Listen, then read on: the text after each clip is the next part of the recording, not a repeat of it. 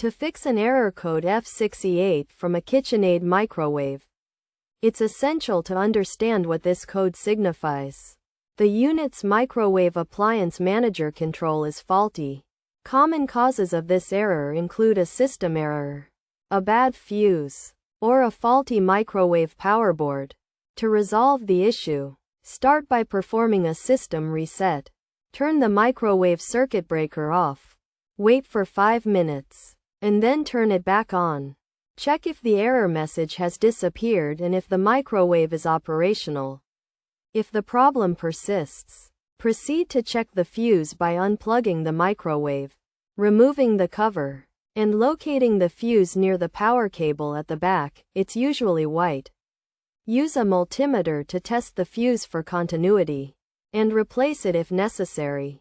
If the fuse is not the issue, consider replacing the microwave power board. Switch off the microwave, disconnect it from power, unscrew the top panel, and find the board behind the control panel. Uninstall the old board and replace it with a new one.